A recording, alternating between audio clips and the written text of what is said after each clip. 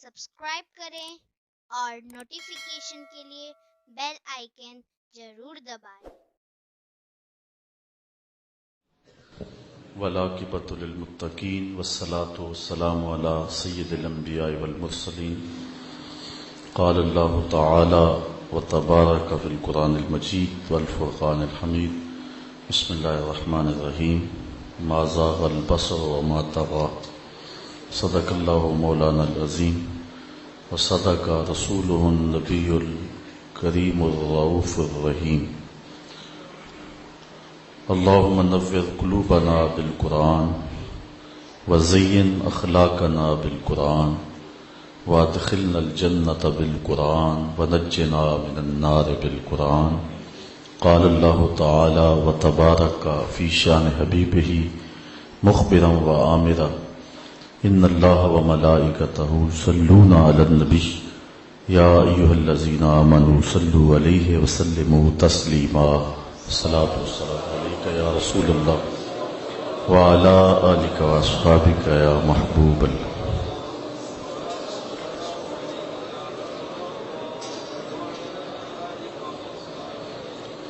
تمام حمد و ثنا، تعریف و توصیف اللہ جل مجدہ الکریم کی ذات بابرکات کے لیے، جو خالق کائنات بھی ہے اور مالک شش جہات بھی۔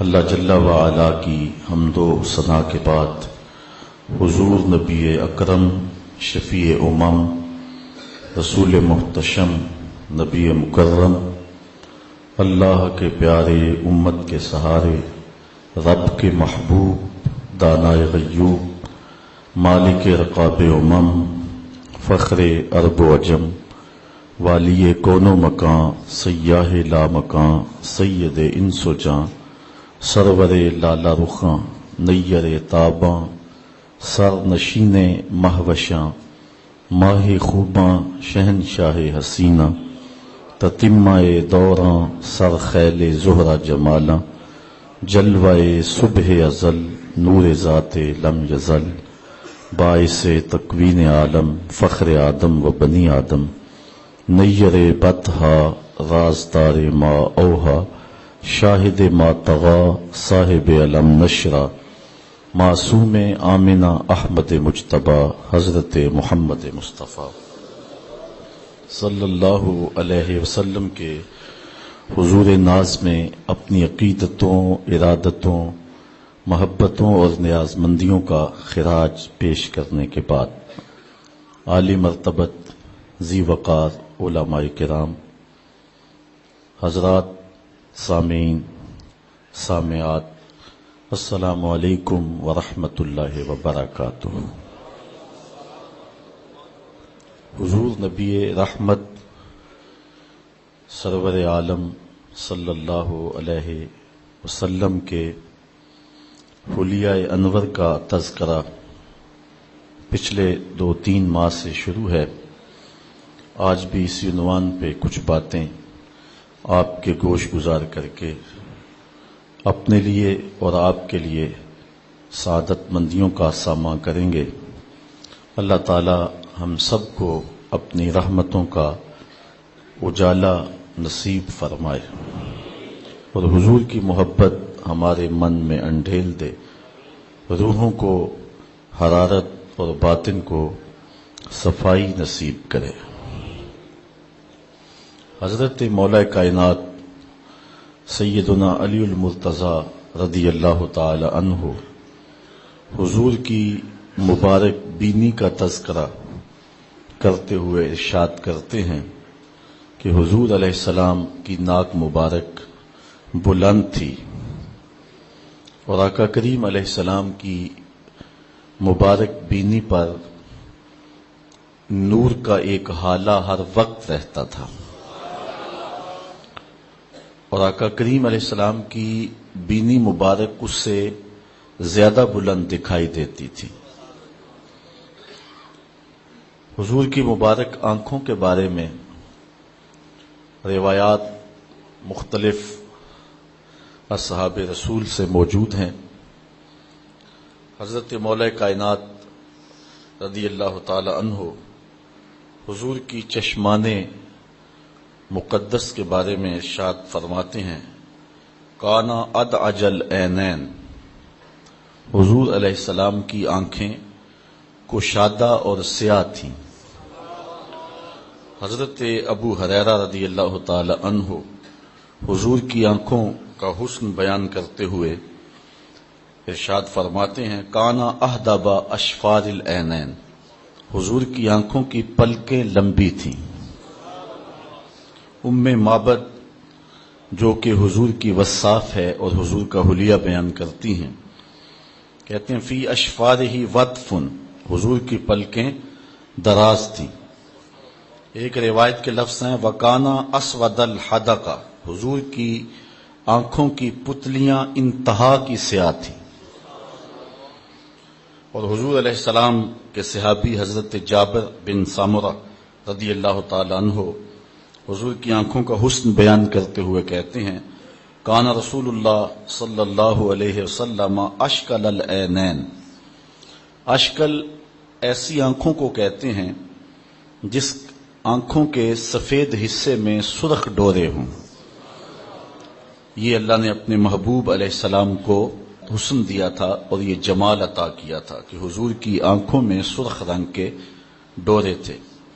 حضرت جابر بن سامرہ رضی اللہ تعالی عنہ فرماتے ہیں کنت اذا نظرت الیہ قلت اکحل العینین ولیس باکحل، کہتے ہیں جب بھی میں حضور کو دیکھتا تو مجھے لگتا یہ تھا کہ حضور ابھی ابھی سرما لگا کے آئے، حالانکہ حضور نے سرما نہیں لگایا ہوتا تھا، لیکن اللہ نے اپنے محبوب کی آنکھوں کو سرمگی بنایا تھا، قدرتی سرما لگا ہوا تھا۔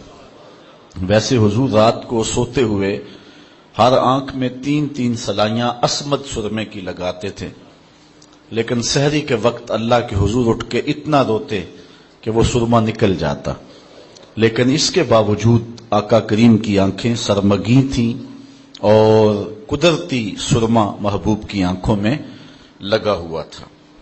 حضرت عبداللہ ابن عباس رضی اللہ تعالی عنہ روایت کرتے ہیں اپنے چچا جناب ابو طالب سے، وہ کہتے ہیں کہ حضور علیہ السلام بچپن میں جب صبح بیدار ہوتے تو ہوتا یہ ہے کہ جب بچے صبح اٹھتے ہیں تو ان کی آنکھوں میں میل کچیل ہوتا ہے اور بال الجھے ہوئے ہوتے ہیں، گال چپکے ہوئے ہوتے ہیں، لیکن کہتے ہیں کان الصبیان یصبحون رمسا شاسا ویصبح رسول اللہ دہینا کہیلا، کہتے ہیں بچے جب اٹھتے ہیں تو پراگندہ ہوتے ہیں، لیکن حضور جب صبح بیدار ہوتے تھے تو تیل لگا ہوا ہوتا تھا، سرما لگا ہوا ہوتا تھا۔ یہ اللہ نے اپنے محبوب کی آنکھوں کو جمال عطا کیا ہے۔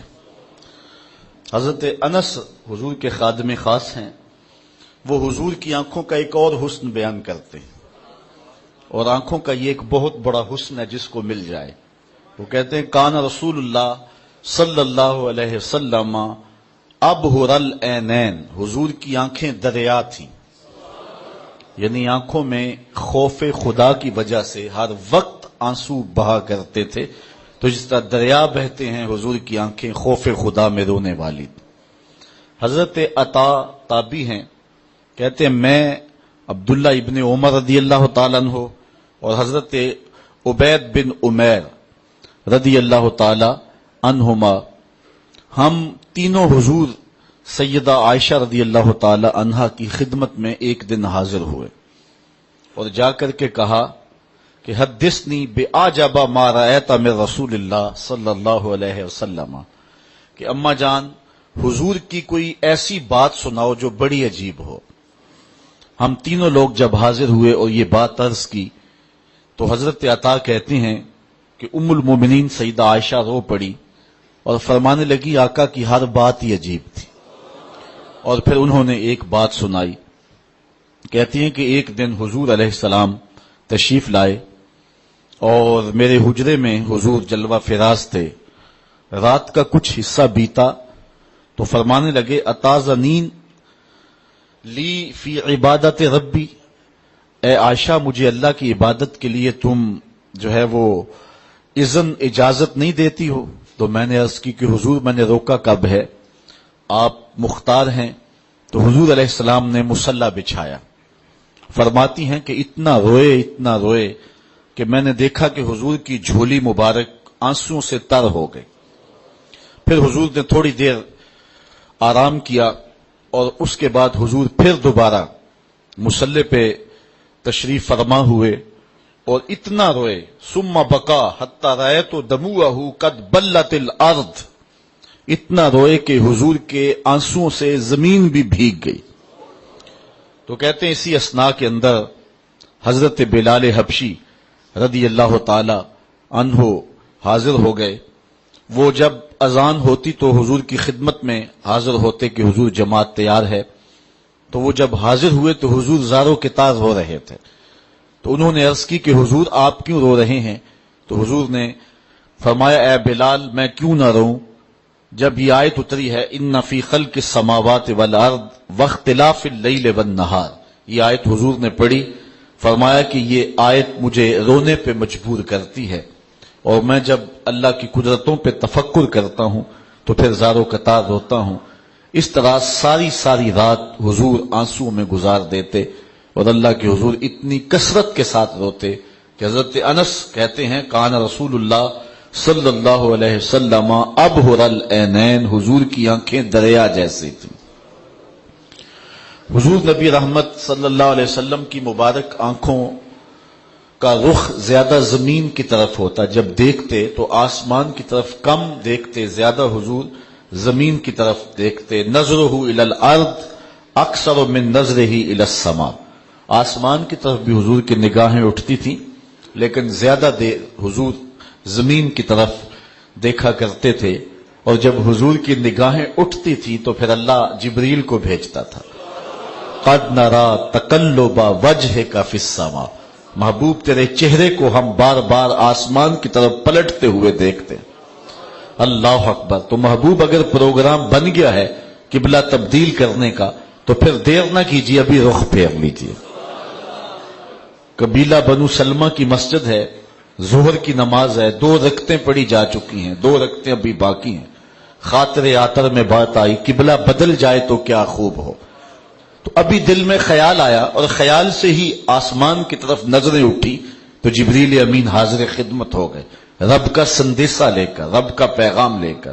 محبوب اگر پروگرام بن گیا ہے تو پھر دیر نہ کیجیے، ابھی رخ پھیر لیجیے۔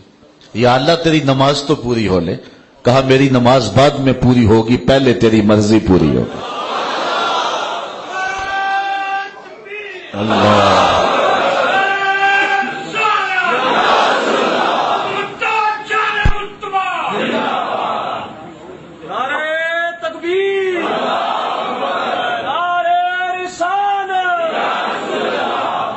ابو ہریرہ رضی اللہ تعالی عنہ حضور علیہ السلام کی مبارک آنکھوں کا معنوی حسن بیان کرتے ہیں۔ ایک تو حضور کی مبارک آنکھوں کا ظاہری حسن ہے کہ پتلیاں انتہائی سیاہ تھیں، سفید رنگ میں سرخ رنگ کے ڈورے تھے، سرما نہ لگانے کے باوس بھی سرما لگا رہتا تھا، پلکیں دراز اور لمبی تھیں، کیا خوب سجن دیاں اکھیاں نے جے میں پار کے سرائیاں رکھیاں نے، کتنی خوبصورت آنکھیں تھی جھیل جیسی۔ تو اللہ نے اپنے محبوب کو ہر لحاظ سے خوبصورت بنایا۔ ایک تو ہے حضور کی آنکھوں کا صوری ظاہری حسن، اور ایک ہے حضور کی آنکھوں کا معنوی باطنی حسن۔ آنکھ خوبصورت ہو، جھیل جیسی ہو، لیکن آنکھوں میں نور نہ ہو تو بتائیے کہ آنکھیں کس کام کی؟ وہ نرگسی آنکھیں، خوبصورت آنکھیں، پلکیں خوبصورت، لیکن ان میں روشنی ہی نہیں ہے، ان میں بصارت کا اجالا ہی نہیں ہے۔ تو آنکھوں کا سب سے بڑا حسن تو یہ ہے کہ آنکھوں میں دیکھنے کی بصارت کی طاقت موجود ہو۔ اللہ کے محبوب علیہ السلام کو اگر خوبصورت آنکھیں دی گئی ہیں تو اس میں بصیرت کتنی رکھی گئی ہے اور بصارت کتنی ڈال دی گئی ہے۔ آؤ حضرت ابو ہریرہ سے پوچھتے ہیں رضی اللہ تعالی عنہ سے۔ کہتے ہیں قال رسول اللہ صلی اللہ علیہ وسلم حل ترون قبلتی ہا ہونا، واللہ ما یخفى علی رکوعکم ولا خشوعکم انی لاراکم من وراء ظہری. حضور نے فرمایا جس طرح میں آگے دیکھتا ہوں اس طرح میں پیچھے بھی دیکھتا ہوں. تمہارے رکوع بھی مجھ سے مخفی نہیں ہیں اور دلوں میں پیدا ہونے والے خشوع بھی مخفی نہیں ہیں. اور اقبال کہتا ہے اے فروغت صبح آثار و دہور چشم تو بی نندائے ما فی الصدور. تیری نظر تو سینوں کے چھپے ہوئے راز بھی دیکھتی ہے. حدیث میں آتا ہے حضرت عبداللہ ابن عباس رضی اللہ تعالیٰ عنہ روایت کرتے ہیں کان رسول اللہ صلی اللہ علیہ وسلم یرا فی اللیل فی الظلمت کما یرا فی النہار فی الضوء. جس طرح دن کے اجالے میں حضور دیکھتے تھے رات کے اندھیرے میں بھی دیکھتے تھے. آنکھوں میں روشنی ہے لیکن ماحول میں اجالا نہ ہو تو میں اور آپ نہیں دیکھ سکتے. لیکن حضور جس طرح روشنی میں دیکھتے تھے چٹے دن میں دیکھتے تھے رات کی تاریکی میں بھی حضور ایسے ہی دیکھتے تھے. اللہ اکبر. اس لیے کہ ما زاغ البصر کا سرما جو لگا ہوا تھا اللہ کے دیدار کا سرما محبوب کی آنکھوں میں لگا ہوا. حضرت امام حلبی نے لکھا ہے کہ حضرت موسیٰ نے جب تقاضۂ رؤیت کیا کہ مالک میں تجھے دیکھنا چاہتا ہوں تو جواب کیا ملا تھا؟ لن ترانی، اے موسیٰ تم مجھے کبھی بھی نہیں دیکھ سکتے. لیکن اس کے باوجود عرض کیا مالک میں تو دیکھنا چاہتا ہوں. علماء کہتے ہیں یہ شوق فراواں کیوں تھا؟ جب کہہ دیا گیا کہ تم نہیں دیکھ سکتے تو بار بار تقاضا کیوں تھا؟ علماء کہتے ہیں اللہ کا کلام سنا تھا اس لیے تڑپ تھی. جس کے کلام میں اتنا لطف ہے دیدار کا مزہ کیا ہوگا. عرض کرتے تھے مالک میں تو تجھے دیکھنا چاہتا ہوں. کہا اچھا اس پہاڑ کو دیکھو اگر یہ اپنی جگہ پہ ٹھہرا رہا تو تم مجھے دیکھ لو گے.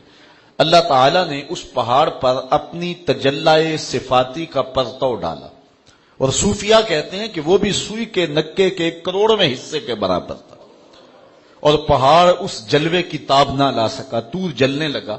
خرہ موسیٰ سائے کا قرآن نے بتایا حضرت موسیٰ علیہ السلام بھی تاب نہ لا سکے. لیکن جب ہوش آئی تو کہا مالک میں تیری بارگاہ میں رجوع کرتا ہوں، تیری بارگاہ میں توبہ کرتا ہوں. اللہ اکبر. لیکن اس کے باوصف حضرت موسیٰ علیہ السلام کی نگاہوں میں اتنی تیزی آ گئی تھی.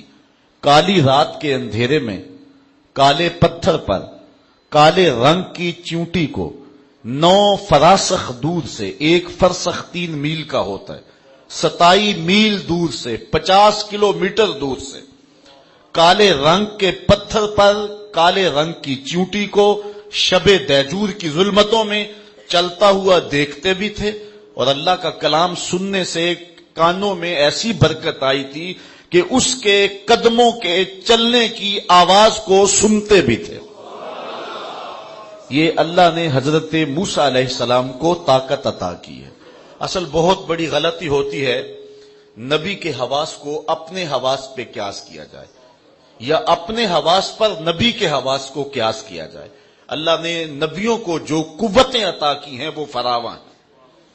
آپ قرآن اٹھائیے سورہ النمل ہے. حضرت سلیمان جا رہے ہیں 3 میل دور چیونٹی نے حضرت سلیمان علیہ السلام کو آتے ہوئے دیکھا. ساتھ ان کا لشکر بھی تھا تو اس نے اپنی ہمجولیوں سے کہا جلدی جلدی اپنی بلوں میں داخل ہو جاؤ، اللہ کے نبی کا لشکر بے خبری میں تمہیں کچل نہ دے. اس بات کو حضرت سلیمان نے سنا اور چونٹی کی اس بات پہ مسکرائے. فتبسم ضاحکا من قولها، سورہ نمل اٹھائے، اس کی بات پہ مسکرا پڑے. اب جو تیوریات کے ماہرین ہیں وہ کہتے ہیں چونٹی کے منہ میں زبان نہیں ہوتی، پھر یہ بولتی کیسے ہے؟ اس کے منہ کے قریب باریک سے 2 ریشے ہوتے ہیں. جب اس نے بات کرنی ہوتی ہے تو ان بالوں کو قریب کر کے مناسب مقدار میں رگڑتی ہے. اس رگڑ سے جو آواز پیدا ہوتی ہے اس سے اپنی ہمجولی کو کوئی میسج کنوے کر رہی ہوتی ہے. حضرت سلیمان کی شان یہ ہے 3 میل دور چیونٹی کے 2 بالوں کے رگڑنے سے جو آواز پیدا ہوتی ہے اس کو بھی سنتے ہیں اور اس سے جو مفہوم نکلتا ہے اس کو بھی سمجھتے ہیں. اور یہ اس نبی کی شان ہے جو مسجد اقصی میں مقتدی بن کے تیرے نبی کے پیچھے کھڑا تھا. جب مقتدی کی یہ شان ہے تو مقتدا کی شان کا عالم کیا ہوگا. تو حضرت موسیٰ علیہ السلام اللہ کا دیدار گو تاب نہ لا سکے اور وہ بھی تجلی ذاتی نہیں تھی، تجلی صفاتی تھی، اس کا بھی پرتو تھا، عکس تھا، سایہ تھا، ظلال تھا، اور وہ بھی تاب نہ لا سکے اور پہاڑ بھی جل اٹھا، لیکن آنکھوں میں دیدار الہی کا سرما تو لگ گیا نا، چمک تو پڑی نا، اتنی نگاہ تیز ہو گئی، کالی رات کے اندھیرے میں کالے پتھر پر کالے رنگ کی چیونٹی کو 9 فراسخ دور سے دیکھتے بھی تھے اور اس کے قدموں کی آہٹ کو سنتے بھی تھے۔ یہ اس کی نگاہ کا عالم ہے کہ جس نے تجلی صفاتی کے پرتو کو پہاڑ پر پڑتے ہوئے دیکھا اور تاب نہ لا سکا، اور جس نے دیکھا اور آنکھ بھی نہیں جھپکی، اس محمد عربی کی نگاہوں کا عالم کیا ہوگا، جس کے بارے رب کہہ رہا ہے ما زاغ البصر وما طغى، میرا محبوب نہ آنکھ جھپکتا ہے اور نہ آنکھ کے اندر جو ہے وہ طغیانی آتی ہے۔ اللہ اکبر۔ دنیا کے اوپر آپ نے نہیں دیکھا ہوگا، ضابطہ یہی ہے دنیا کا کہ نظر منظر کی تعریف کرتی ہے۔ آپ خوبصورت منظر دیکھتے ہیں تو آپ کہتے ہیں، آج کل لوگ شمالی علاقہ جات میں جاتے ہیں تو کہتے ہیں جناب کیسا منظر ہے، برف پوش وادیاں، پربتوں پہ اگے ہوئے درخت، پھوٹتے ہوئے جھرنے، بہتی ہوئی ندیاں۔ اقبال نے بھی کوئی ایسا منظر دیکھا تھا کشمیر میں تو اس نے بے ساختہ کہا تھا من خدارا آنجا دیدم بے حجاب، میں نے اس کے جلوے یہاں بے حجاب دیکھے، میں نے رب کو وہاں بے نقاب دیکھا ہے۔ نظر منظر کو دیکھتی ہے۔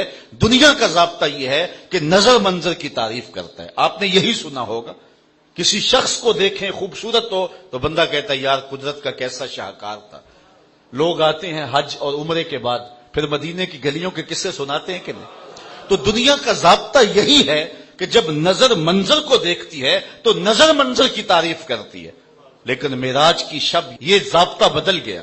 جب نظر نے اس منظر کو دیکھا تو منظر پکار اٹھا ما زاغ البصر وما طغى، کیسی آنکھ ہے، نہ بھٹکتی ہے نہ بہکتی ہے۔ اللہ اکبر۔ تو جس نگاہ نے تجلی صفاتی کے پرتو کو دیکھا اس نگاہ کے کیا کہنے، اور جس نگاہ نے جلوہ ذات جو ہے وہ ڈائریکٹ دیکھا اس محمد عربی کی نگاہوں کا عالم کیا ہے۔ اسی لیے فرمایا انی ارا ما لا ترون واسمع ما لا تسمعون، جو میں دیکھتا ہوں وہ تم نہیں دیکھتے اور جو میں سنتا ہوں وہ تم نہیں سنتے۔ ہمارے بزرگ فرمایا کرتے تھے، اللہ ان کی قبر پہ کروڑوں رحمتیں نازل فرمائے، ترمذی کی حدیث ہے جب میاں بیوی آپس میں الجھ پڑتے ہیں گھر کے اندر تو بیوی شوہر کو کوسنے دیتی ہے کہ جب سے تیرے گھر آئی ہوں میرا تو قرار لٹ گیا، ماں باپ کے گھر میں کیسی آسودہ حال زندگی تھی، میں تو مصیبت میں پھنس گئی ہوں، تیرے ساتھ میرا نکاح ہوا ہے۔ تو جب وہ اس کو کوسنے دیتی ہے تو اس مرد صالح کی بننے والی بیوی حور منظر دیکھتی ہے جنت سے، اور جنت کہاں ہے؟ 7 آسمانوں کے اوپر۔ ایک آسمان کتنی دور ہے؟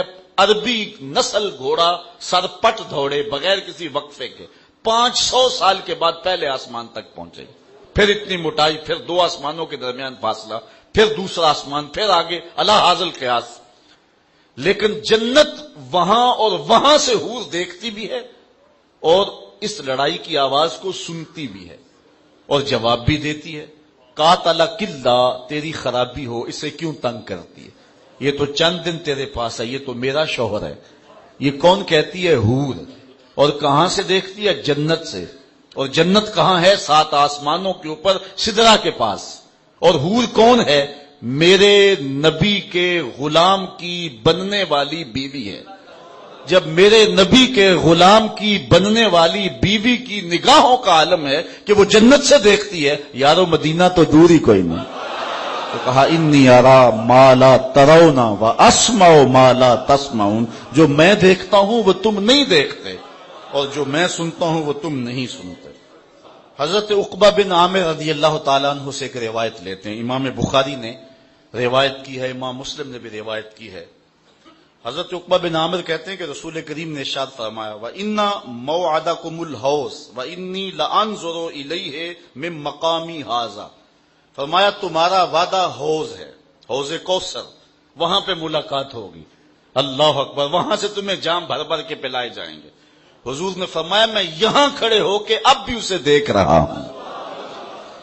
حضرت ثوبان رضی اللہ تعالیٰ عنہ روایت کرتے ہیں کہ حضور نے ارشاد فرمایا ان اللہ زوال الارض حتی رأیت مشارقها و مغاربها، اللہ نے میرے لیے دھرتی کو سمیٹ دیا ہے، دھرتی کو میرے لیے سمیٹ دیا ہے، میں اس دھرتی کے مشرق کو بھی دیکھتا ہوں، اس کے مغرب کو بھی دیکھتا ہوں، کوئی چیز محبوب کی نگاہوں سے پوشیدہ نہیں ہے، ہر چیز محبوب کی نگاہوں میں۔ سنو، حضور علیہ السلام فرماتے ہیں قرب قیامت میں جب دجال آئے گا تو میرے کچھ غلام اس کے مقابلے میں نکلیں گے، بخاری کی روایت ہے، میرے غلام اس دجال کے مقابلے میں آئیں گے، میں اپنے ان غلاموں کو جانتا ہوں، انی لعارف اسماءہم، میں ان کو نام بنام جانتا ہوں، بات ختم نہیں ہوئی، واسماء آبائہم، ان کے باپوں کے ناموں کو بھی جانتا ہوں، بات ختم نہیں ہوئی، والوان خیولہم، جن گھوڑوں پہ چڑھ کے جہاد کریں گے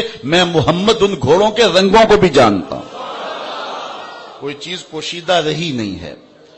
اللہ اکبر۔ آپ جانتے ہیں ہوا ہے جنگ موتا، تو حضور اس میں خود شریک نہیں ہوئے تھے، تو آقا کریم علیہ السلام مدینے میں تھے اور موتا کے مقام پہ لڑائی ہو رہی تھی، اور حضور مدینے میں بیٹھ کے موتا میں ہونے والی لڑائی کا حال سنا رہے تھے۔ اللہ اکبر۔ حضور نے فرمایا کہ اب جھنڈا حضرت زید کے ہاتھ میں ہے، پھر فرمایا فاصیبا، انہیں شہید کر دیا گیا، پھر کہا اب جھنڈا عبداللہ ابن رواحہ کے پاس ہے، پھر فرمایا وہ بھی شہید کر دیا گیا، اور حضور کی آنکھوں میں آنسو تھے، حضور روتے جا رہے تھے۔ اچانک حضور کے چہرے پہ خوشی آئی اور آقا کریم نے فرمایا اب جھنڈا اللہ کی تلوار خالد بن ولید کے ہاتھ میں آ گیا، اور اللہ تعالیٰ فتح عطا فرمائی ہے۔ اور جب لوگ واپس غزوہ موتا سے آئے، اللہ اکبر، تو جو حضور نے بتایا تھا ایسے ہی ہوا۔ یار حضور تو حضور ہے، حضور کی شان تو وراء الورا ہے۔ حضرت عمر بیٹھے ہیں مسجد نبوی کے منبر پہ، نہاوند میں جنگ ہو رہی ہے، 1 مہینے کی مسافت ہے، حضرت ساریہ امیر لشکر ہیں، حضرت عمر رضی اللہ تعالیٰ عنہ خطبہ دے رہے ہیں، ادھر حضرت ساریہ پہاڑ کو چھوڑ کے آگے بڑھنے لگے، دشمن پیچھے سے آنے لگا، حضرت عمر نے یہاں سے کہا یا ساریہ الجبل، اے ساریہ پہاڑ نہیں چھوڑنا، یہ شان ہے خدمتگاروں کی، سرکار کا عالم کیا ہوگا۔ حضرت غوث اعظم شیخ عبد القادر جیلانی محبوب سبحانی فرماتے ہیں میں مشرق میں ہوں اور میرا مرید مغرب میں ہو، اس کا وہاں سے پردہ اٹھنے لگے میں یہیں سے ڈھانپ دوں، یہ شان ہے خدمتگاروں کی، سرکار کا عالم کیا ہوگا۔ تو اللہ نے اپنے محبوب علیہ السلام کو وہ پیاری آنکھیں عطا کی ہیں جو مانوی اور صوری لحاظ سے ہر لحاظ سے خوبصورت ہیں، اور کیوں نہ ہو ان آنکھوں میں دیدار رب کا سرما لگا ہوا۔ سنیے حضور فرماتے ہیں، حضرت عبد الرحمن بن عائش روایت کرتے ہیں، قال رسول اللہ صلی اللہ علیہ وسلم رأیت ربی عز وجل فی احسن صورہ، اللہ تعالیٰ جل شانہ کو میں نے احسن صورت میں دیکھا ہے۔ اللہ اکبر۔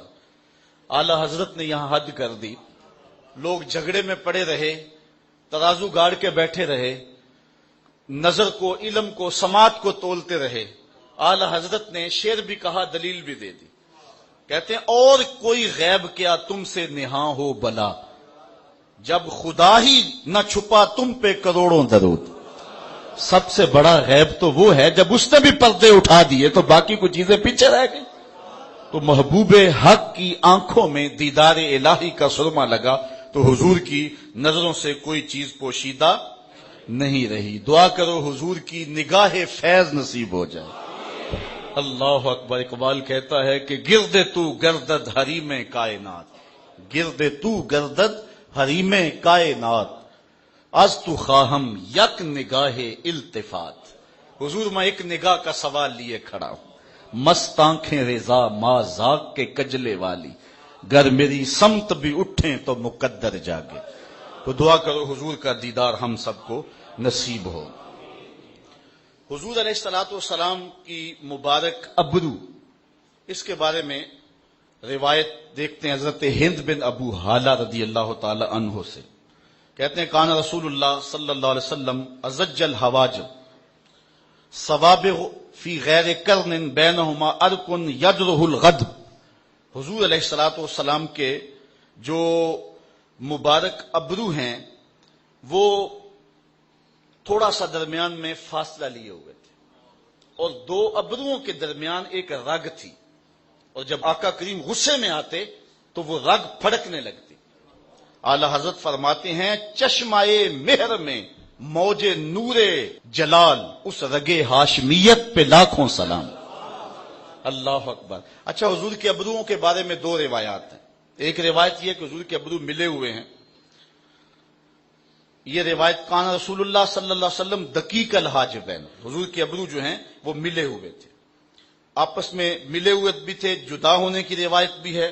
وعن علی ان کان رسول اللہ صلی اللہ علیہ وسلم مقرون الحاجبین، حضور علیہ السلام کے مبارک ابرو جو ہیں وہ آپس میں ملے ہوئے تھے۔ دقیق کی تشریح کی ہے اور ازج کی تشریح کی ہے طولہ و دقتہ و صبوغہ الی مؤخر العین، اس کا مطلب یہ ہے کہ ابرو پتلے تھے، آپس میں جڑے ہوئے تھے اور آنکھ کے آخری گوشے تک جاتے تھے۔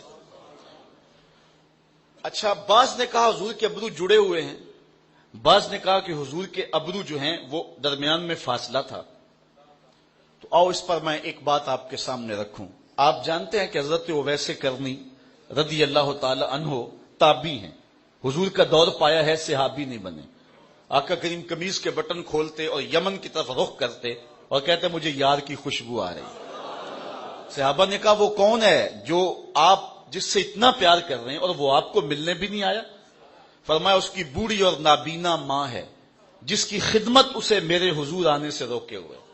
یہ لوگوں نے اپنا خانہ ساز دین بنایا کہ ماں فالج میں تڑپ رہی ہے اور بیٹا جہاد کرنے جا رہا ہے، ماں کو سخت ضرورت ہے اور بیٹا تبلیغی گشت کرنے گیا ہوا ہے، ماں کو سخت حاجت ہے اور بیٹا جا کے پیر کے دربار پہ بیٹھا ہوا ہے۔ یہ مکے والا پیر تو شے ہی کوئی نہیں، غوث اعظم سے فیض نہیں مل سکتا اگر ماں راضی نہ ہو۔ پہلا مرشد ماں ہے۔ حضرت باجزید کہتے ہیں میں نے اپنی ماں کے آگے ہاتھ جوڑے، میں نے کہا اماں تیرے حق ادا کروں یا رب کے حق ادا کروں؟ اپنے حق تو معاف کر دے، رب کو میں راضی کر دیتا۔ ماں نے کہا جا بیٹے میں نے اپنے حق معاف کر دی۔ 12 سال جنگلوں میں گھومتا رہا، ایک دن بستان کے قریب سے گزر رہا تھا، دل میں خیال آیا چلتے چلتے ماں کو سلام کر جاؤں۔ دروازے کو دستک دینے لگا، رات کا موقع تھا، سردیوں کا موسم تھا، اس احساس نے ہاتھ روک لیا، ساری زندگی ماں کو سکھ تو دیا کوئی نہیں، دکھ بھی کیوں دیتے ہو؟ تو کہتے ہیں میں دروازے کے ساتھ لگ کے بیٹھ گیا اور ساری رات کاٹ دی۔ جب سحری کا وقت ہوا تو اندر سے جو نالی آتی تھی اس سے پانی آیا، میں سمجھ گیا میری ماں تہجد کے لیے اٹھی۔ دروازے کو دستک دی، اندر سے آواز آئی بیٹا باجزید ٹھہرو ابھی آئی۔ مائیں بیٹوں کے دستک کے انداز سے بھی جانتی ہیں یہ کس بیٹے کے ہاتھوں کا لمس ہے۔ میں بارسلونا کے ایئرپورٹ پہ کھڑا تھا کہ وہاں مجھے ایک بینچ سے یوں محسوس ہوا جس طرح کوئی ہم زبان بول رہا ہے، تو غیر اختیاری طور پہ ادھر لڑک گیا۔ تو وہ انڈین لوگ تھے اور اپنے ایک دوست کو الوداع کرنے آئے تھے، تو میں نے اس سے گپ شپ شروع کی۔ میں نے کہا کہ بتاؤ کتنا عرصہ ہوا، کتنی دیر بعد جا رہے ہو؟ تو وہ مجھے کہنے لگا کہ 27 سال 3 ماہ کے بعد جا رہا ہوں۔ بس آیا تھا اور ایسا پھنسا کہ اتنا طویل عرصہ گزر گیا۔ جب آیا تھا تو ان فوان شباب تھا، اب بڑھاپا طاری ہو رہا ہے، اور بڑی حسرت سے کہنے لگا کہ پتہ نہیں میرے گھر والے مجھے پہچانتے بھی ہیں یا کہ نہیں۔ تو میں نے کہا اور کوئی پہچانے یا نہ پہچانے، ماں تیرے قدموں کی آہٹ سے پہچانیں گی، یہ میرے بیٹے کے قدموں کی آواز لگتی ہے۔ باجزید کہتے ہیں کہ میں دروازے پہ دستک دی نا تو اندر سے ماں نے کہا بیٹے باجزید ٹھہرو میں ابھی آئی۔ 12 سال کے بعد آیا تھا، ماں نے ہاتھوں کے لمس سے پہچان لیا کہ یہ میرے بیٹے کے ہاتھوں کی آواز ہے۔ تو ماں نے دروازہ کھولا، میرے بکھرے ہوئے بال، پھٹے ہوئے کپڑے، پراگندہ حالت، ماں کی آنکھوں میں آنسو تیر آئے اور ایسے ہاتھ پھیلا کے بایزید کی ماں نے کہا مالک میرا بیٹا بایزید تیری طلب میں نکلا تھا، تو نے ابھی تک اسے اپنا قرب نہیں دیا۔ حضرت بایزید کہتے ہیں 12 سال کی ریاستوں سے جو نہیں ملا تھا ماں کے اٹھے ہوئے ہاتھوں سے مل گیا۔ میں نے کہا مالک میں تجھے کہاں ڈھونڈ رہا ہوں، تو کہاں موجود ہے؟ تو کہا اس کی نابینا اور بوڑھی ماں ہے جس کی خدمت اسے میرے حضور آنے سے روکے ہوئے ہے، بلکہ فرمایا کوئی اویس کو ملے اور میرا سلام دے اور کہے میری امت کی بخشش کی دعا کرے۔ معلوم ہوا جو ماں باپ کے خدمت گزار ہوتے ہیں اللہ ان کی دعائیں رد نہیں کرتا۔ میں نے کتب تصوف میں پڑھا ہے جو شخص روزانہ اپنے والدین کے لیے دعا کرے ساری زندگی اس کے رزق میں بے برکتی نہیں آتی۔ اچھا، حضرت مولا کائنات سید علی المرتضی اور حضرت عمر رضی اللہ تعالی عنہما دونوں حاضر ہوئے۔ حضرت وہ ویسے کرنی کے پاس پہنچے اور جا کے حضور کا سلام دیا. بس وہ ویسے کرنی تڑپ گئے اور کہا کہ حضور کے لبوں پہ کیسے میرا نام آیا تھا, کیسے کہا تھا اویس کو سلام دینا. جب یہ امٹتے ہوئے محبتوں کے جذبات دیکھے تو کہا اتنا پیار حضور سے تو تم حضور کو ملنے کیوں نہیں آئے؟ صہیب روم سے آ گئے, سلمان فارس سے آ گئے, بلال حبشے سے آ گئے, یمن تو کوئی دور بھی نہیں تھا. تو جب اتنا پیار ہے اور اتنی تڑپ کہ سلام سن کے وجد طاری ہو گئے تو حضور کو ملنے کیوں نہیں آئے؟ تو حضرت اویس نے بات کے رخ کو بدلتے ہوئے کہا اچھا تم نے میرے حضور کو دیکھا ہے؟ انہوں نے کہا شام سویرے رہتے ہی حضور کی خدمت میں تھے. کہا بتاؤ پھر حضور کے ابرو جڑے ہوئے تھے یا کھلے ہوئے تھے؟ یہ ایک دم حیرت میں ڈوب گئے. تو حضرت اویس بولے مجھے پوچھ لو, جس نے نہیں دیکھا اسے پوچھ لو. کوئی دور سے دیکھتا تو اسے جڑے ہوئے نظر آتے, قریب آ کے دیکھتا تو کھلے ہوئے نظر آتے. اس لیے بعض نے دور سے دیکھا تو کہا حضور کے ابرو جو ہیں وہ جڑے ہوئے تھے, اور جنہوں نے قریب سے دیکھا تو انہوں نے کہا نہیں کھلے ہوئے تھے. اچھا حضرت حاجی امداد اللہ مہاجر مکی علیہ رحمہ وہ حضور کے ابروؤں کا ذکر کرتے ہیں اور جھوم جاتے ہیں. اور پھر کیا کہا انہوں نے, عید گاہے ماں غریباں کوئے تو, عید گاہے ماں غریباں کوئے تو, اے حلالے عید ماں ابروئے تو. کہتے ہماری عید گاہ تو تیری گلی ہے اور ہماری عید کا چاند تیرے ابرو ہی تو ہیں. اللہ اکبر. اور اعلی حضرت بولے خمے زلف نبی ساجد ہے محراب ہر دو ابرو میں. حضور کے دو ابروؤں کے درمیان یہ محراب بنتا تھا اور آقا کریم علیہ السلام کی زلفیں لٹک کے کبھی دو ابروؤں کے درمیان آ جاتے اور حضور یہاں سجدہ کرتے. حضرت جابر بن سمرہ رضی اللہ تعالی عنہ فرماتے ہیں کہ رأیت رسول اللہ صلی اللہ علیہ وسلم یسجد علی قصاص شعرہ, حضور ان بالوں کے اوپر سجدہ فرمایا کرتے. تو اعلی حضرت نے تخیل باندھا, فرماتے ہیں حضور کے ابرو لٹک کے, حضور علیہ السلام کے مبارک بال لٹک کے دو ابروؤں کے محراب میں جب آتے تو پھر منظر کیا ہوتا, یہ محراب بنتی اور خمدار ابرو سجدے میں ہوتے. تو پھر انداز یہ ہے خمے زلف نبی ساجد ہے محراب ہر دو ابرو میں, خدایا تو ہی والی ہے سیاہ کاران امت کا, خدایا تو ہی والی ہے سیاہ کاران امت کا. حضور نبی رحمت صلی اللہ علیہ وسلم کے مبارک کان, دور و نزدیک کے سننے والے وہ کان, کان لال کرامت پہ لاکھوں سلام. حضرت ابو ہریرہ رضی اللہ تعالیٰ عنہ فرماتے ہیں فی عینیہ حمرہ حسن اللحیہ حسن الفم تام الاذنین. حضور کی آنکھوں میں سرخی تھی, داڑھی خوبصورت تھی, منہ حضور کا خوبصورت تھا اور کان مکمل تھے. مکمل یعنی حسن و جمال میں مکمل. اللہ اکبر. حضرت عائشہ رضی اللہ تعالیٰ عنہ فرماتی ہیں حضور کے کانوں کا حسن کہ حضور علیہ السلام کی مبارک زلفیں حضور کے کانوں کو چھپا لیتی تھی اور حضور کی سیاہ خمدار زلفیں تھیں. اور کبھی ایسا ہوتا کہ زلفیں ہٹتی اور حضور کے کان زلفوں کے اندر سے نظر آتے. تو پھر ذرا دیکھیے منظر. کہتی ہیں وَتَخْرُجُ الْأُذُنُ بِبِيَاضِهَا مِنْ تَحْتِ ذَلِكَ الْغَدَائِرِ كَأَنَّمَا تُوقَدُ الْكَوَاكِبُ الدُّرِّيَّةُ بَيْنَ ذَلِكَ السَّوَادِ. کہتے ہیں جب اچانک حضور کے بال ہٹتے اور نیچے سے حضور کے کان مبارک نظر آتے تو ایسے لگتا کالی بدلیاں ہٹی ہیں اور ستارے نظر آنے لگے. اللہ اکبر. اور حضور علیہ السلام کے جس طرح کان ظاہری طور پہ خوبصورت ہیں, باطنی حسن بھی حضور کو کانوں کا دیا گیا. فرمایا انی ارا ما لا ترون و اسمع ما لا تسمعون, جو میں دیکھتا ہوں وہ تم نہیں دیکھتے اور جو میں سنتا ہوں وہ تم نہیں سنتے ہو.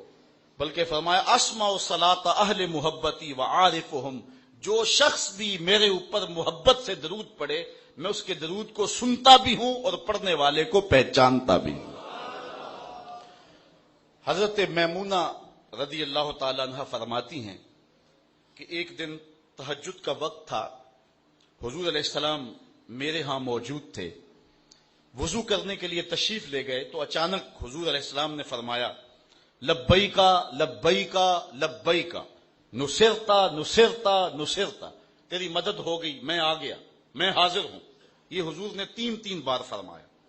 حضرت میمونہ فرماتی ہیں فلما خرج رسول اللہ صلی اللہ علیہ وسلم قلت یا رسول اللہ صلی اللہ علیہ وسلم سمیتک تقول فی متوضئک لبیک ثلاثا ونصرت ثلاثا تکلم انسانا فهل کان معک احد فقال هذا راجز یستصرخنی. کہا حضور آپ وضو خانے میں گئے ہیں اور آپ نے 3 مرتبہ کہا لبیک، 3 مرتبہ کہا نصرت، وہاں کوئی شخص تھا جس سے آپ بات کر رہے تھے؟ تو حضور نے فرمایا کہ بنو خزاعہ کا راجز مجھ کو پکار رہا تھا. اصل واقعہ اس طرح ہوا، آپ جانتے صلح حدیبیہ کے موقع پہ حضور علیہ السلام نے ایک معاہدہ کیا تھا اہل مکہ کے ساتھ. عرب میں قبائل 2 طرح کے ہوتے تھے، ایک اصیل ہوتے اور ایک ان کے حلیف ہوتے. جو بڑے قبائل ہوتے وہ خود لڑائی کرتے اور خود اپنے معاہدے کرتے، اور جو چھوٹے قبائل ہوتے تھے وہ ان کے ساتھ شامل ہو جایا کرتے تھے. تو بنو خزاعہ شامل ہو گئے حضور کے ساتھ اور بنو بکر شامل ہو گئے قریش کے ساتھ. اب جو اصیل قبائل ہوتے ان کے اوپر لازم ہوتا کہ اپنے حلیفوں کا دفاع کرنا، اور جو حلیف ہوتے وہ اپنے اصیل قبائل کے ساتھ جو ہے وہ مل کے جنگوں میں شامل ہوتے اور ان کی مدد کرتے. اب حضور نے بنو خزاعہ کے ساتھ جو ہے وہ معاہدہ کر لیا. قریش کا معاہدہ ہو گیا جو ہے وہ بنو بکر کے ساتھ، لازمی طور پہ یہ آپس میں مخالف قبائل تھے. اب حضور کا معاہدہ بنو خزاعہ کا معاہدہ ہے، قریش کا معاہدہ بنو بکر کا معاہدہ ہے. اب قریش جو ہے وہ کچھ نہیں کر سکتے تھے، بنو خزاعہ کو تنگ نہیں کر سکتے کہ کریں گے تو پھر یہ سیدھا سیدھا معاہدہ توڑنے والی بات ہوگی. بنو بکر کا اور بنو خزاعہ کا آپس میں ٹکراؤ تھا. ایک دن سحری کے وقت رات کے اندھیرے میں قریش کو ہمراہ لے کر کے بنو بکر نے بنو خزاعہ کی بستیوں پر دھاوا بول دیا اور انہوں نے بنو خزاعہ کے بڑے بندے قتل کر دیے، ان کی عورتیں کاٹ دی.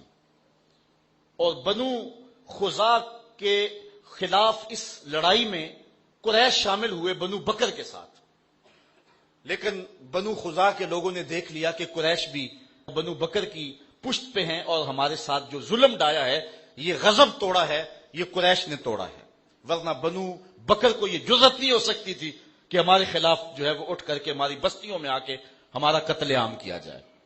تو بنو خزاعہ کا راجز، اس کا نام تھا عمر بن سالم خزائی، وہ مکہ المکرمہ چلا گیا اور حرم کے سین میں کھڑا ہو گیا اور مدینے کی طرف منہ کر کے حضور کو فریاد کی کہ ہمارا معاہدہ آپ کے ساتھ ہے اور ہم آپ کے حلیف اور ہمارے اوپر یہ شب خون مارا جا رہا ہے.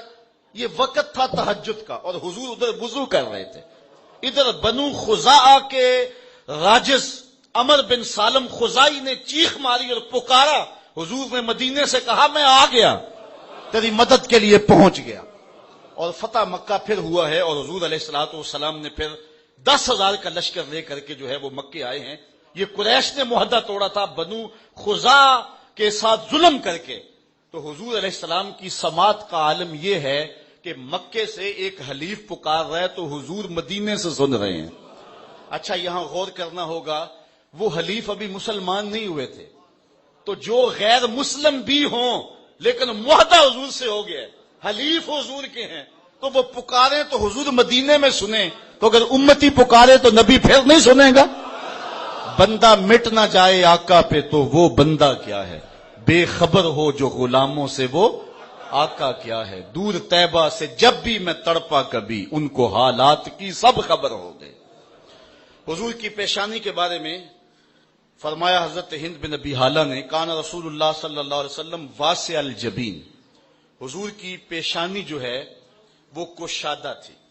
حضرت ابو ہریرہ فرماتے ہیں کان رسول اللہ مفاد الجبین، حضور کی پیشانی کشادہ تھی. اور ایک روایت میں کان رسول اللہ اجل الجبین اذا طالع جبینہ من بین الشعر او طالع من فلک الشعر او عند اللیل او طالع بوجهه علی الناس ترا جبینہ کانہ السراج المتوقد یتلالع او کانوا یقولون ہوا صلی اللہ علیہ وسلم. حضرت ابو ہریرہ فرماتے ہیں کہ حضور کی پیشانی اتنی اجلی تھی کہ کبھی بال ہٹتے یا حضور کسی مجلس میں تشریف لاتے یا دور سے حضور نظر آتے، پیشانی کی چمک دیکھ کے لوگ کہتے وہ رسول اللہ آ گئے. اللہ اکبر.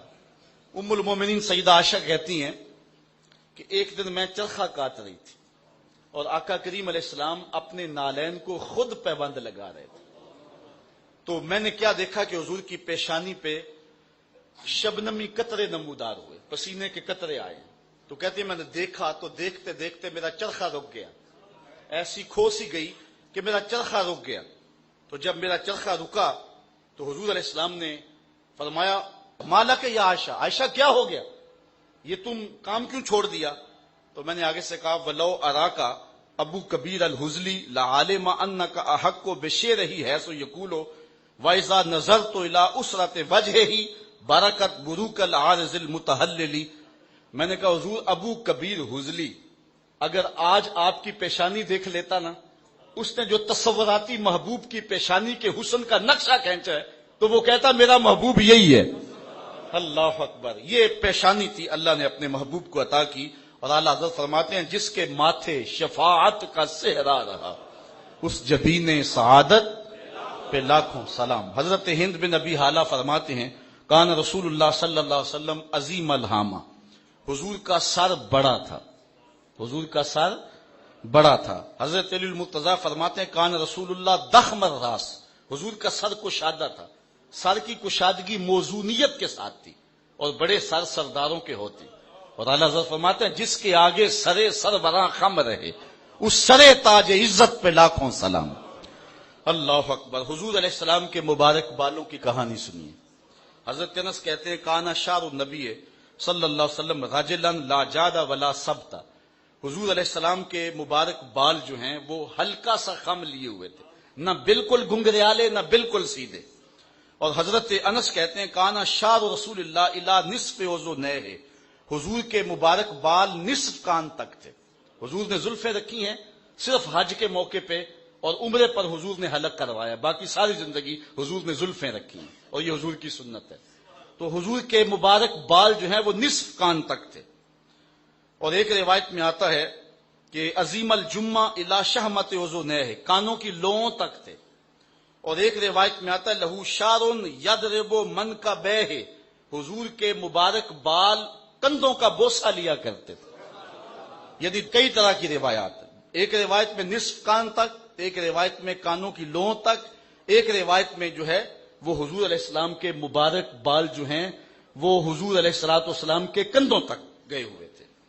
اب علماء نے اس کی تطبیق کی ہے کہ جب حضور بال کٹواتے تھے تو نصف کان تک کٹوا دیتے، پھر بڑھتے بڑھ کے کندھوں تک جب پہنچ جاتے تو پھر دوبارہ کٹوا دیتے. اس لیے جس نے نصف کان تک دیکھے انہوں نے یہ کہہ دیا، جس نے نیچے دیکھے اس نے یہ کہہ دیا، اور جس نے اس سے نیچے دیکھے اس نے وہ کہہ دیا. اور آقا کریم نے یہ بھی ارشاد فرمایا من کان لہ شعر فلیکرمہ، جو بال رکھے اس کو چاہیے کہ سوار کے بھی رکھے. یکسر دہن راسہ وتسریہ لحیتہ، حضور علیہ السلام اپنے سر کو تیل زیادہ لگایا کرتے تھے اور اپنی داڑھی مبارک کو جو ہے وہ سیدھا رکھا کرتے تھے.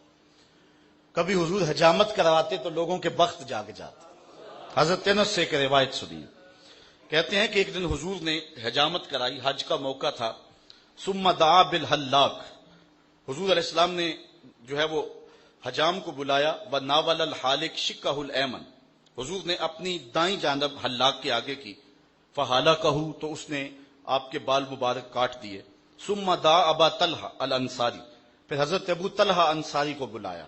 فآتاہ، اور ان کو وہ بال عطا کر دیے. ثم ناول شقہ الیسر، پھر اپنی بائیں جانب حجام کے آگے کی. فقال اہلک، اور فرمایا اب یہاں سے بال کاٹو. فحلقہ، اس نے بال کاٹے. فآتاہ ابا طلحہ، وہ بال بھی حضرت ابو طلحہ انصاری کو دے دیے. فقال اقسمہ بین الناس، پھر فرمایا اے ابو طلحہ یہ بال لوگوں میں بانٹ دو. حضرت عثمان بن عبداللہ روایت کرتے ہیں کہ حضرت ام سلمہ رضی اللہ تعالی عنہا کے پاس، حضور کی زوجہ محترمہ کے پاس حضور کے کچھ بال تھے. مدینے میں جب کوئی بیمار ہو جاتا تو وہ لے کر کے ان کے پاس آ جاتے، تو وہ ڈبیا سے بال نکالتی اور پانی کے گلاس کے اندر اس کو فخدخدتہ لہو قشرب فیہ مریض، تو وہ ان بالوں کو اس پانی کے گلاس کے اندر حرکت دیتی، اور جب حضور کے مبارک منہ نور کی برکت اس پانی میں آ جاتی تو مریض کو دے دیتی، اللہ شفا عطا فرما دیتی. حضرت ثابت بنانی فرماتے ہیں کہ حضرت انس کا جب آخری وقت آیا تو انہوں نے مجھے نصیحت کی کہ میرے پاس کچھ حضور کے مبارک موئے نور ہیں، جب میں فوت ہو جاؤں اور مجھے کفن اور غسل دیا جا چکے، مجھے لحد میں اتارو تو یہ بال میری زبان کے نیچے رکھ دینا۔ اللہ اکبر! یہ بال اتنے بابرکت بال ہیں کہ اس کی برکات زمانے نے دیکھی ہیں۔ میں صرف ایک واقعہ بیان کر کے اپنے موضوع کو سمیٹ لیتا ہوں، اور یقیناً حضور کے بالوں کی برکت، موئے انور کا معجزہ آپ کے سامنے آئے گا۔ صحابہ میں ایک نام ایسا ہے جن کو کبھی زندگی میں کوئی شکست نہیں ہوئی، اور وہ نام ہے حضرت خالد بن ولید کا۔ چونکہ انہیں سیف اللہ کہا گیا، اور اللہ کی تلوار کو کون شکست دے سکتا ہے، بلکہ حضرت خالد بن ولید کی آرزو تھی کہ میں راہ حق میں شہید کیا جاؤں، لیکن یہ آرزو ان کی پوری نہیں ہو سکی، اور وہ بستر پہ اپنی طبی موت فوت ہوئے، اس لیے کہ اللہ کی تلوار کو کون توڑ سکتا تھا۔ تو حضرت خالد بن ولید جس جنگ میں بھی گئے ہیں انہیں کامیابی ہوئی۔ ایک مرتبہ حضرت خالد بن ولید پر مشکل آ گئی۔ جبلہ بن اہم کے مقابلے میں حضرت خالد بن ولید نکلے، اور وہ ایک کثیر لشکر لے کر کے آپ کے مقابلے میں آ گیا۔ حضرت رافع بن عمر تائی وہ بھی آپ کے ساتھی تھے، آپ کے نائب کمانڈر تھے، تو انہوں نے کہا کہ لگتا ہے آج قضا آ گئی، جو حالات ہیں مسلمان پسپا ہونے لگے، اور یہ پہلی بار ایسا ہوا تھا کہ خالد بن ولید کی قیادت میں لڑی ہوئی کوئی جنگ اس میں پسپائی ہو رہی ہے۔ تو حضرت عمر بن رافع الطائی نے کہا کہ لگتا ہے قضا آ گئی ہے۔ تو حضرت خالد بن ولید نے کہا کہ مجھے بھی ایسا ہی لگتا ہے کہ کوئی مشکل بن گئی ہے۔ ادھر یہ پسپا ہو رہے ہیں، ادھر حضرت ابو عبیدہ کو حضور مدینے میں خواب میں ملے اور کہا تم یہاں بیٹھے ہوئے ہو، اللہ کے شیر پہ مشکل بنی ہوئی ہے۔ بس رات کے موقع پہ حضرت ابو عبیدہ نے اعلان کروا دیا، کہا جلدی تیار ہوئے مجاہد، حضرت خالد بن ولید کی مدد کو پہنچنا ہے۔ ایک دم قافلہ تیار ہو گیا، وہ تو ہر وقت تیار رہتے تھے، مجاہد نبی کے راستے کے، حق کی راہوں کے مسافر۔ یہ لشکر تیار ہو کے حضرت ابو عبیدہ کی قیادت کے اندر جب نکلا تو راستے کے اندر انہوں نے ایک منظر دیکھا کہ لشکر سے تھوڑا سا ہٹ کر کے ایک نقاب پوش سوار بھی ساتھ ساتھ چلتا جا رہا ہے۔ تو حضرت ابو عبیدہ نے اپنے جاسوس سے کہا کہ جاؤ اس کو دیکھو یہ کون ہے، اور کچھ لوگ لے جاؤ اور اس کو پکڑ کے لے آؤ۔ جب لوگ ان کے قریب گئے تو انہوں نے کہا کہ میرے قریب نہ آنا، میں حضرت خالد بن ولید کی بیوی ام تمیم ہوں۔ تو کہا کہ تم رات کے موقع پہ لشکر کے ساتھ اس مشکل حالت میں کیوں جا رہی ہو؟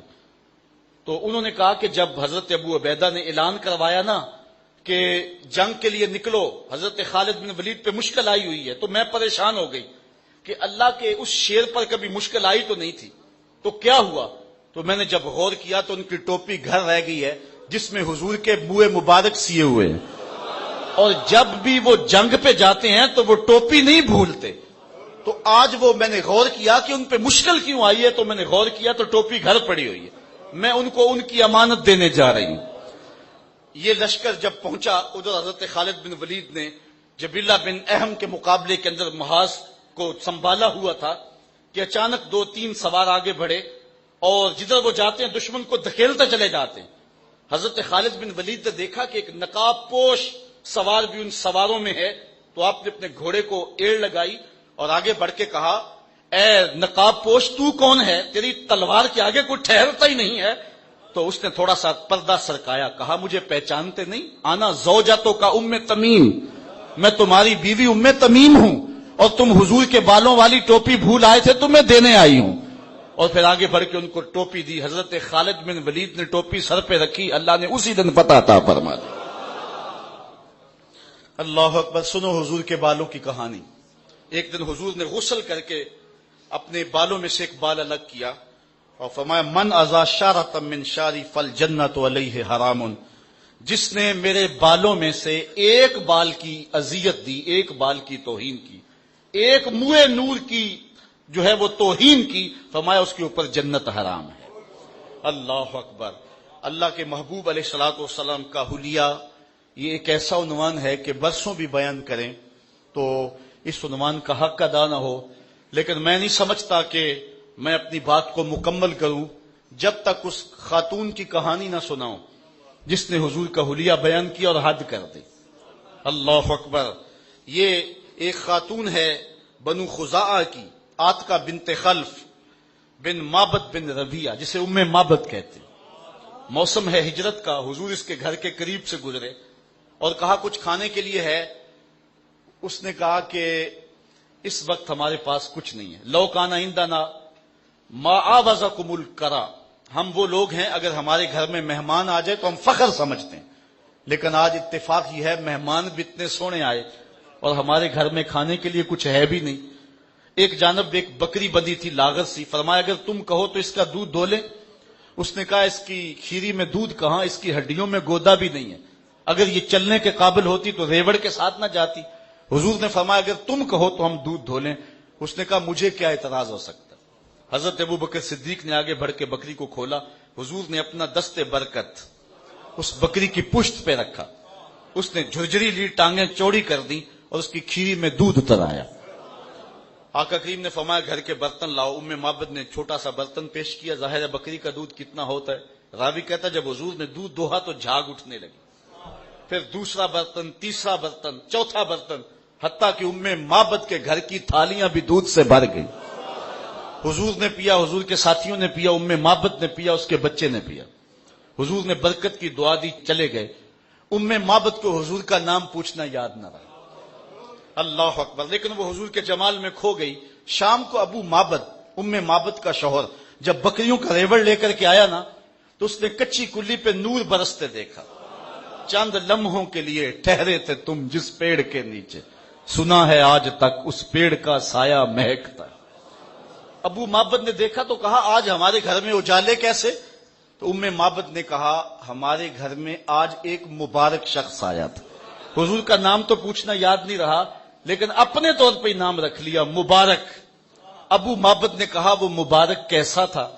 تو ام مابد حضور کا حلیہ بیان کرنے لگے.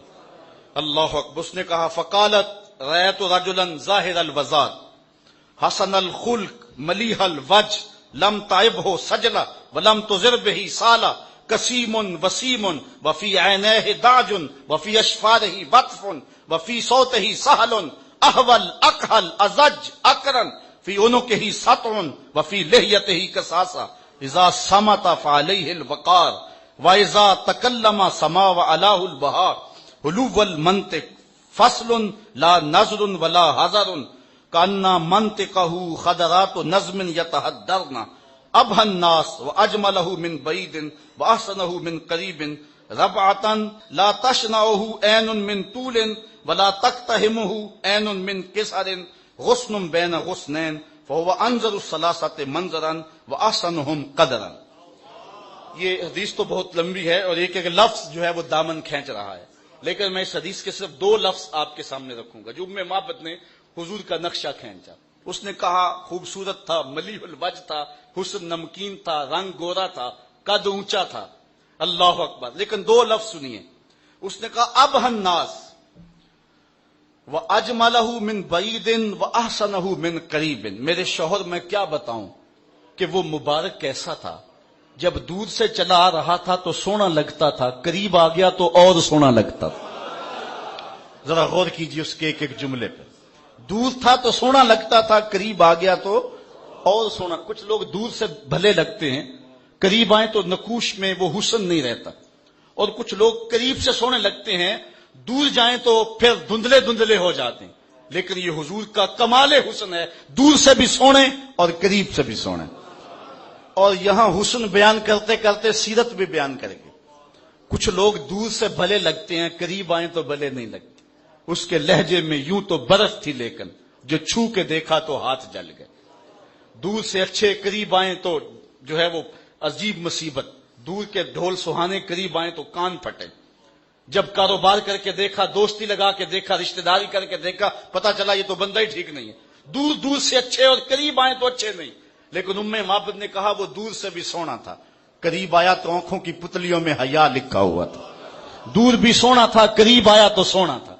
اچھا اس کا ایک ترجمہ میں بھی کیا کرتا ہوں. دور سے بھی سونا اور قریب سے بھی. جنہوں نے دور سے دیکھا انہوں نے کہا سونا، اور جنہوں نے قریب سے دیکھا انہوں نے بھی کہا سونا. جنہوں نے قریب سے دیکھا نا انہوں نے کہا کل قمر لیلۃ البدر لم ارا قبلہ ولا بعدہ مثلہ. یہ قریب سے دیکھنے والے ابو ہریرہ کی بات ہے. فرماتے ہیں 14ویں کے چمکتے ہوئے چاند کی طرح تھے اور حضور جیسا نہ پہلے دیکھا نہ بعد میں دیکھا. یہ وہ کہہ رہا جس نے قریب سے دیکھا اور جس نے 13 صدیوں کے فاصلے پہ کھڑے ہو کے بریلی میں کھڑے ہو کے دیکھا. اس نے کہا خورشید تھا کس زور پر کیا بھڑ کے چمکا تھا قمر, بے پردہ جب وہ رخ ہوا یہ بھی نہیں وہ بھی نہیں. جس نے قریب سے دیکھا اس کا نام جابر بن سامرہ ہے. اس نے کہا لیلۃ الادہیان تھی, دھاری دار چادر اوڑے حضور ماہ بے استراحت تھے. میں کبھی چاند کو دیکھوں کبھی حضور کو دیکھوں. فائزہ ہوا اندی احسن من القمر, پھر میں نے سوچا چاند نہیں میرے حضور ہی سونے ہیں. یہ جس نے قریب سے دیکھا اس کی کہانی ہے. اور جس نے 13 صدیوں کے فاصلے پہ گولڑے میں کھڑے ہو کے دیکھا اس نے کہا مکھ چند بدر شاہ شانی, متھے چمک دی لاٹ کالی زلفت اکھ مخمور رکھی ہن مد بھریاں. سبحان اللہ ما اجملا کا ما احسنا کا ما اکملا کا, کتھے مہر علی کتھے تیری سنا. جس نے قریب سے دیکھا اس کا نام عبداللہ ابن عباس ہے رضی اللہ تعالیٰ عنہ. پاس کھڑے ہو کے دیکھا, گھر میں بیٹھ کے دیکھا. کیا فرمانے لگے کان رسول اللہ صلی اللہ علیہ وسلم افلج السنیتین اذا تکلم کالنور یخرج من بین ثنایاہ. کیا پوچھتے ہو, حضور کے سامنے والے دانتوں میں ہلکا سا فاصلہ تھا, جب بات کرتے تھے نور کی کرنیں چھن چھن کے نکلتی تھی. یہ اس شخص کی کہانی ہے, یہ اس شخص کی بات ہے جس نے قریب سے دیکھا اور جس نے 14 صدیوں کے فاصلے پہ لاہور میں کھڑے ہو کے دیکھا. اس نے کہا تو اجے میرا یار نہیں ڈٹھا جنوں ویکھ کے چن شرماوے, ادھی راتی دن چڑھ جاوے جیو رخ تو نقاب اٹھاوے, تے جیو نکلے سیر کرن نو سارا گلشن سیس نواوے اتے دھرتی لف لف جاوے. جے ہاتھ پھلاں وچ رکھدا ہاتھ پھلاں تو ود جاوے, نین نشیلے مست رسیلے وچ سونا کجل سہاوے. اکھ اگڑے تے انج پیا جاپے جویں میں خانہ کھل جاوے, تے جے او کھولے پیچ زلف دا اتے راہی راہ پل جاوے. توبہ توبہ حسن سجن دا چال نہ چلی جاوے, بجلی ڈردی لشک نہ مارے متا بے ادبی ہو جاوے. علم خدا نے اینا دتا عقلاں وچ نہ آوے, عقل خدا نے اینی دتی علماں وچ نہ آوے. کی اعجاز نظر وچ او دی جو آوے وک جاوے, خلق او دے نے مول ہی دنیا کوئی ورلا ہی جان بچاوے. آزم ایڈا سونا ماہی سنو کدرے نظر نہ آوے. وَأَجْمَلَهُ مِن بَعِيدٍ وَأَحْسَنَهُ مِن قَرِيبٍ. کہا میرے شوہر میں کیا بتاؤں, دور تھا پھر بھی سونا لگتا تھا, نیڑے آ گیا پھر بھی سونا ہی لگتا. ابو مابد کو بڑا افسوس ہوا کہ میں دور ہی نہیں تھا, ان قریبی پہاڑوں میں تھا, تم نے مجھے بھی بلا لیا ہوتا, میں بھی مبارک کی دید کر لیتا. اچھا اب میں دور نہیں جایا کروں گا, جب کبھی مبارک آئے تو مجھے ضرور بلانا. ابو مابد بکریوں کا ریوڑ لے کے شام کو آتا ہے, ام مابد کھانا دینے آتی ہے. ابو مابد کہتا ہے کھانا بعد میں کھائیں گے, پہلے مبارک کی باتیں سنو. روزانہ شام کے وقت ان کے گھر میں مبارک کی باتیں ہوتی. لہجے کو سادہ کر لوں تو ترتیب یوں ہوگی, روزانہ شام کو ان کے گھر میں محفل میلاد ہوتی. کبھی وہ بچہ بھی بولتا درمیان سے, امی کیسے مبارک نے ہاتھ رکھا تھا بکری پہ. اچھا ایک دن ام مابد کو سودا سلف کی ضرورت پڑی تو وہ چلتی چلتی مدینے جا پہنچی. بازار میں سودا خرید رہے تھے کہ حضرت ابو بکر صدیق گزرے. بچے کی نظر پڑ گئی. جب حضرت ابو بکر صدیق کو دیکھا تو بچہ چیخ اٹھا, یا امہ انا حاضر رجل الذی کان مال مبارک.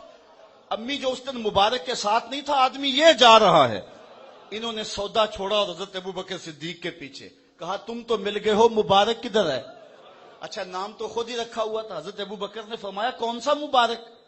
کہا وہی جس نے بکری کی پشت پہ ہاتھ رکھا تھا. آپ سمجھ گئے. کہا آؤ تمہیں مبارک کے ڈیرے پہ لے چلو. حضور مسجد نبوی کے صحن میں تھے. جب حضور کو دیکھا تو بچہ پھر چیخا, امی وہ دیکھو مبارک بیٹھا ہوا. حضور کی خدمت میں حاضر ہوئے اور ایمان کی دولت نصیب ہوئی. واپس پلٹے, شام کا موقع آیا. ماں کہنے لگی پتر تو نہیں بتانا, میں تیرے باپ کو بتاؤں گا, ساری کہانی میں سناؤں گی. بیٹا کہتا ہے مبارک کے ساتھی کو تو پہلے میں دیکھا تھا, اس لیے پہلے میں بتاؤں گا. یہ بحث کر رہے تھے کہ ابو معبد آ گیا. وہ چاہتی ہے میں بتاؤں, بیٹا کہتا ہے میں بتاؤں, لیکن ابو معبد کہتا ہے آج تمہارے چہرے پھر چمک رہے ہیں, مبارک پھر آیا تھا. انہوں نے کہا مبارک تو نہیں آیا, ہم مبارک کا ڈیرا دیکھ آئے ہیں. کہا کہاں رہتا ہے؟ کہا جسے دنیا محمد کہتی ہے وہی تو مبارک ہے. اللہ اکبر. کہتے ابو معبد بھی گیا اور جا کے حضور کے قدموں میں بیٹھ گیا اور سعادتیں پا گیا. تیری تک کے ادامہ میں مرید ہو گئی. وہ بکری ام معبد کے پاس کب تک زندہ رہی؟ سیرت نگار خاموش ہیں, کوئی پتہ نہیں کب تک زندہ رہی, لیکن اتنا جانتے ہیں عام الرمادہ کے سال زندہ تھی.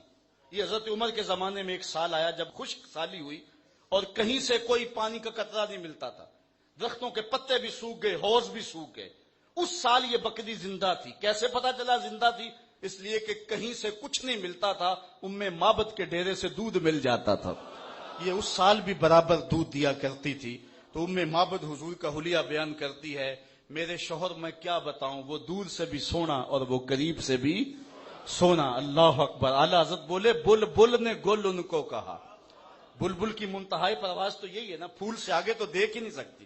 اس نے بھی کہہ دیا پھول. بل بل نے گل ان کو کہا, کمری نے سروے جاں فضا, حیرت نے جھنجھلا کر کہا یہ بھی نہیں وہ بھی نہیں.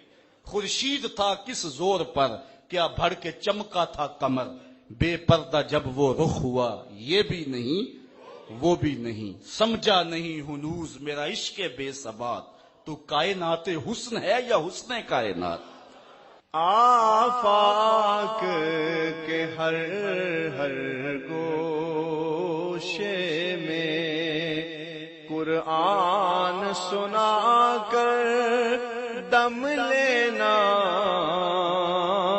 اب رکنا نہیں اب تھمنا نہیں. فردوس میں جا کر دم لینا,